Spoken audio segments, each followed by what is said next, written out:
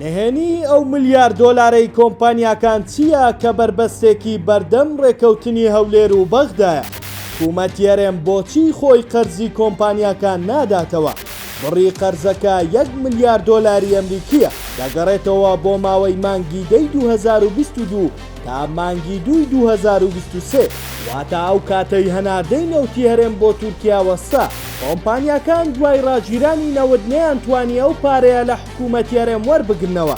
سەرەڕای ئەوەی حکوومەت یەرێم لە مانگی 6 2023ەوە بە قاچاق بەرەمهێنان و فرۆشتنی نەوتی دەست پێ کردوتەوە، بەڵام لە ماوەی ئەو 2 ساڵە دینارێک لەو قەرزە بە کۆمپانیاکان نەدراوەتەوە. لە کاتێکدا ڕۆژانە نزیکەی 300,000 بەرمیل نەوتی بەرهەم هێناوە. قازانجی مانگانەی بەلایەنی کەم 300 ملیۆن دۆلار بووە، بەڵام هیچ یەکێک لەو پارەیە دیار نییە چۆن خەرج کراوە. ئێستاش دەیەوێت ئەو قەرزەی کە پێویستە خۆی بیداتەوە بۆ بەرهەمهێنانی نەوتێک کە خۆی پارەکەی وەرگرتووە، دەیەوێ بیخاتە سەر بەغدا.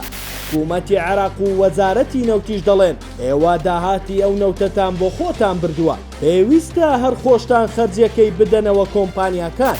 گروپی ئەیپیکۆریش کە پێکهاتوون لە کۆمپانیا بەرهەمهێنەکانی نەوتی کوردستان دەستیان بەسەر نەوتی کوردستان داگرتووە، دەڵێن ئەو قەرزەمان بۆ یەکلا نەکەنەوە، چاوەڕێی هەناردەی نەوت مەبن. ئەگەر 1000 ڕێکەوتنیش بکرێت لای ئێمە نرخی نییە. بەو جۆرەی ئێستا نەوتی کوردستان بارمتەی دەستی گروپێک لە کۆمپانیای نێودەوڵەتیە کە گومان دەکرێت لە ژێرەوە ئەوانیش دەستیان لەگەڵ بەرپرسانی هەرێم تێکەڵ کردبێت. ئێستا تۆی بینەر پێدوایە کێ دەبێت قەرزی ئەو ملیار دۆلارەی کۆمپانیاکان بداتەوە؟